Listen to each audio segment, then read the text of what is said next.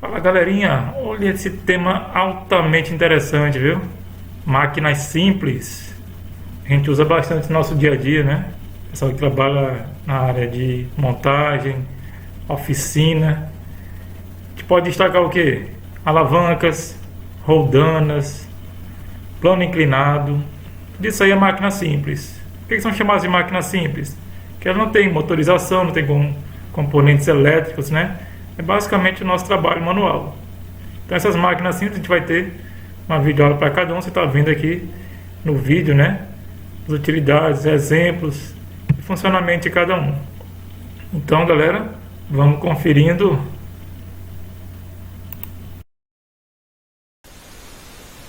Então vamos começar com o conceito de máquina simples. Máquina simples nada mais são do que ferramentas.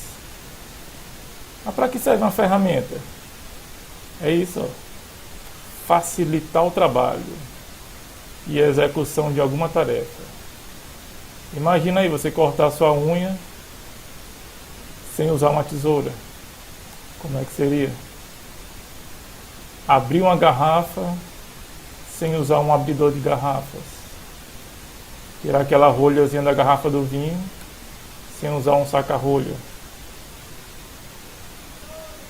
Seria cortar unha sem um cortador de unha, né? Não falou da tesoura, mas pode dar exemplo da tesoura, no caso, cortar um tecido, né?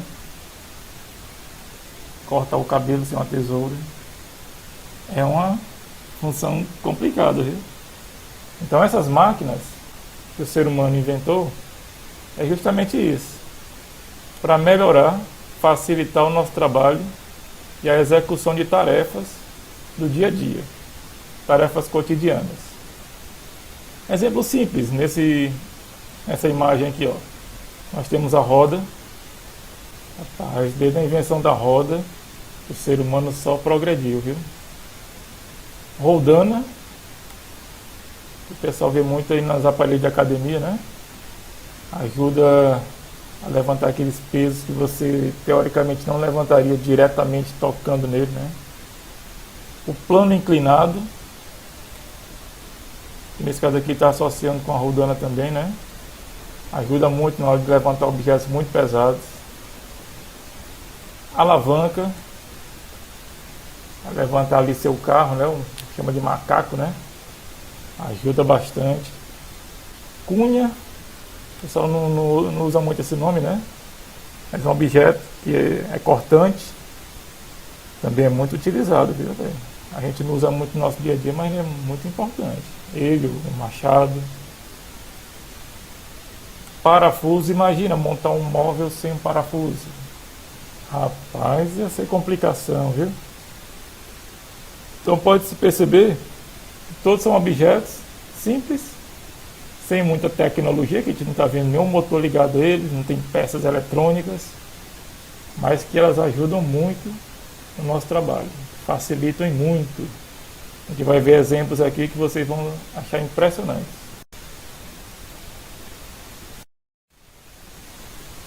Começaremos agora com alavanca. Você já viu na imagenzinha no slide anterior, né? A alavanca nada mais é do que uma barra rígida. Pode ser uma barra de ferro, um pedaço de madeira. É uma barra rígida que se move apoiada. Tem que ter um ponto de apoio, viu? Não tem alavanca se não tiver um ponto de apoio. Apoiada sobre algum tipo de suporte. Que suporte seria esse? O ponto de apoio. Até a sua perna, quando você vai ficar na ponta dos pés, você precisa de um ponto de apoio. Então a alavanca, ela utiliza uma barra rígida, não importa o material que ela é feita, que tem que se deslocar sobre algum ponto de apoio e tentar levantar algum objeto. Os elementos. Que elementos a gente percebe em uma alavanca? O que é necessário para que uma alavanca funcione? Realmente melhore o nosso trabalho. A gente precisa de 3 pontos simples.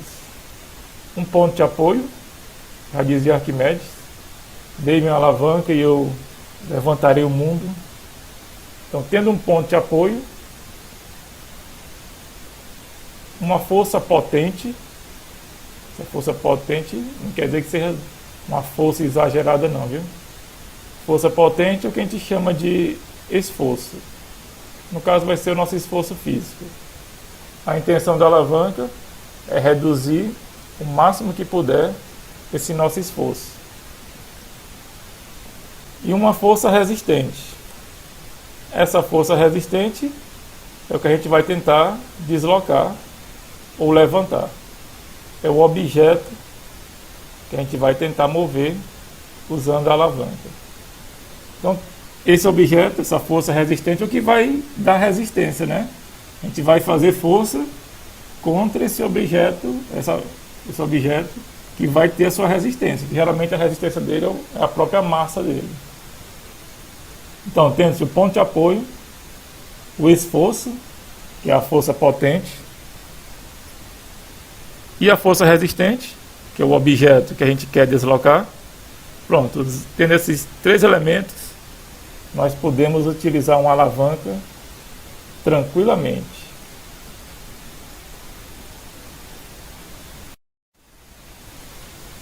O que nós identificamos também em uma alavanca?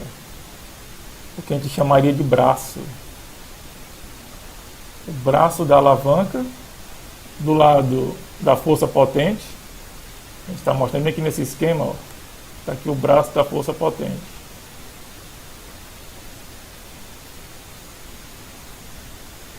E um braço de alavanca do lado da força resistente. Está aqui o braço da força resistente. E seria basicamente isso. O braço da força potente seria basicamente a distância, que a gente chamou de D1 aqui, entre o ponto de apoio, que eu representei o ponto de apoio por esse triângulozinho, e a força potente, que eu chamei aqui de F1.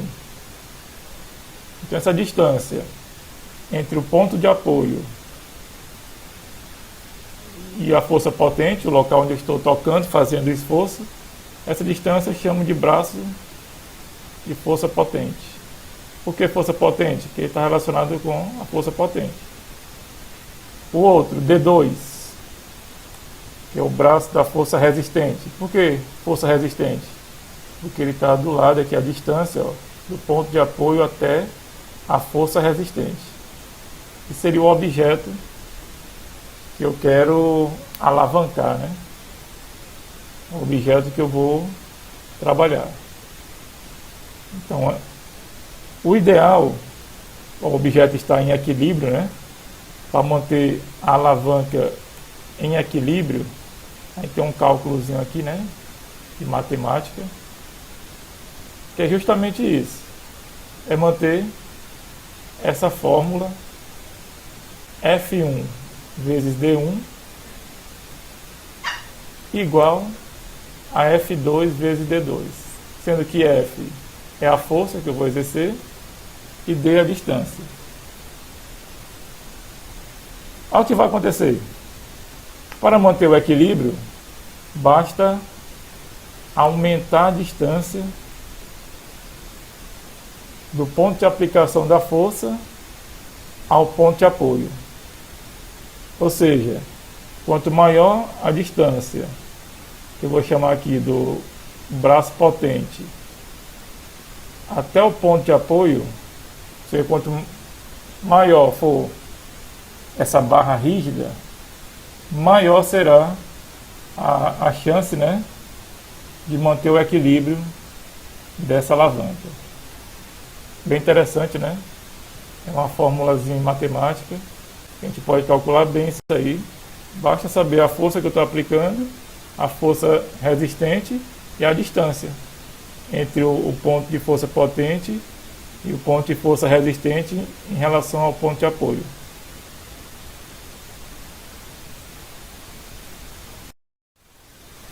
Vamos ver na prática. Como é que seria isso na prática? Quem aqui já viu um mecânico quando vai retirar os parafusos de uma roda. Pode perceber que esses parafusos estão bem presos, né? Não é verdade? Pode perceber que nesse momento eles aumentam o braço das chaves, a chave de roda, né? Por que eles fazem isso?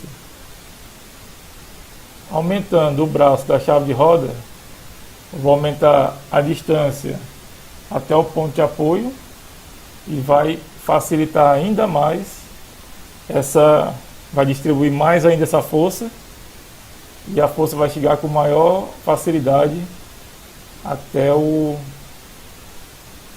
ponto de resistência, até o objeto que eu quero mover, que no caso seria os parafusos.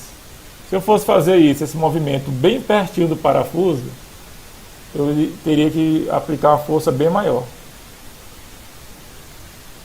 Bem interessante isso na prática, né? Outro exemplo simples, um macaco, né? No caso, a gente está apertando um macaco hidráulico. Ele tem uma barra bem longa, né? Então, se essa barra fosse curta, essa barrinha que eu estou mostrando aqui, ó, se ela fosse bem curtinha, eu aplicaria uma força bem maior para levantar o carro. Então, ela sendo um pouquinho mais longa, facilita alavancar, levantar esse objeto. Bem interessante isso na prática, ó. Mas estamos começando a ver aqui as alavancas na prática, no nosso dia a dia.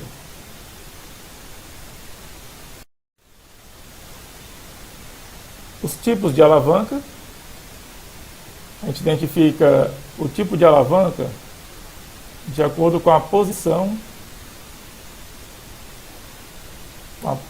dos seus elementos. Quem é que lembra dos elementos de uma alavanca? Então, de acordo com a posição, com a localização dos elementos de uma alavanca, a gente pode identificar que tipo de alavanca é essa. Vamos começar com a alavanca interfixa. O que seria uma alavanca interfixa? Se você olhar nesse esquema aqui, vai dar bem fácil de você entender. Se você percebeu nesse desenho, nessa alavanca interfixa, o ponto de apoio, estou marcando aqui, ó, o ponto de apoio, ele fica entre a força resistente e a força potente.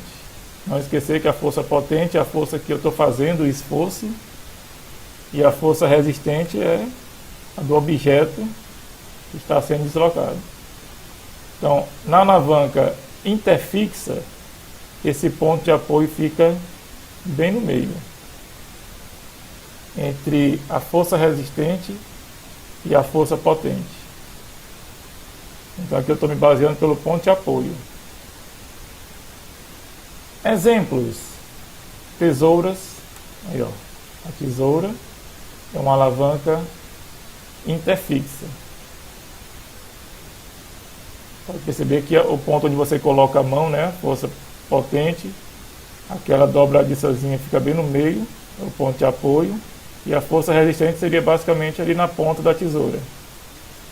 Então, se você percebeu, o ponto de apoio fica bem no meio. Alicates também segue o mesmo princípio da tesoura. O martelo, por exemplo, aquela partezinha de cima do martelo que você vai remover pregos, né? Aquilo ali é uma alavanca do tipo interfixa. Guindastes. O problema do guindaste a gente não vê muito ele no nosso dia a dia, né? Mas esses exemplos aqui, tesoura, alicate, ajuda bem a explicar como funciona e você visualizar uma alavanca interfixa. Não esquecer, a alavanca interfixa, o ponto de apoio fica entre a força potente e a força resistente. E os exemplos: tesouras, alicates, martelos e guindastes. Mais na frente aqui no exercício a gente vai cobrar isso aí, e é bom a gente relembrar. Outro tipo de alavanca, a interresistente. O nome já diz, né? interresistente quer dizer que a resistência vai estar no meio, né? Inter quer dizer entre, né? Então a força resistente está aqui, ó, o objeto que eu vou levantar, ele fica entre o ponto de apoio e a força potente. Tá? Perceba que o objeto ficou bem no meio, né? O objeto que eu vou alavancar, ele ficou bem no meio. A força resistente está entre a força potente e o ponto de apoio. Vamos dar exemplos. Quebra-nozes, um objeto também que a gente pouco utiliza, né? Essa nossa região é muito difícil encontrar nozes, né? Mas no quebra-nozes, o objeto que a gente vai quebrar fica bem no meio, né? A nossa força potente, o esforço é numa ponta e o ponto de apoio é na outra ponta. Outro exemplo, o carrinho de mão. Você perceber, no carrinho de mão a gente tem o pneu lá na frente, nós segurando em uma ponta e a força resistente, o objeto, bem no meio. A articulação do pé humano, aqui se você for ficar na pontinha do pé, você vai perceber que a gente vai ter a força potente em um ponto, geralmente ali perto do calcanhar. O ponto de apoio vai ser na ponta do pé e a perna, basicamente, que a gente vai levantar fica no meio, entre esses dois pontos. Então aqui mais exemplos interessantes de alavancas interresistentes. Para não esquecer, interresistentes são alavancas que a força resistente está bem no meio, entre a força potente e o ponto de apoio. E as alavancas interpotentes. Interpotentes se já lembra de força potente, né? No caso das interpotentes, quem fica no centro agora, ó, é a força potente. É a força, o esforço que eu estou fazendo. Ele vai ficar entre a força resistente e o ponto de apoio. Então, percebeu que mudou só a posição da força potente, força resistente e ponto de apoio. Só essa mudança de posição deles já identifica o tipo de alavanca. Então, se a força potente ficar entre a força resistente, o objeto que eu quero alavancar, e meu ponto de apoio, se a força potente, o esforço que eu estou fazendo for bem entre eles, aí eu tenho uma alavanca interpotente. Exemplo básico, a pinça. Pode perceber que a pinça, né? Você tem faz o movimento geralmente no meio dela, né? Você faz o esforço geralmente no meiozinho da pinça. O objeto fica lá na ponta, que seria a força resistente, e o ponto de apoio é lá na outra extremidade. Outro exemplo interessante, a articulação do cotovelo humano. Aí também, no caso, ele está funcionando como uma pinça, né?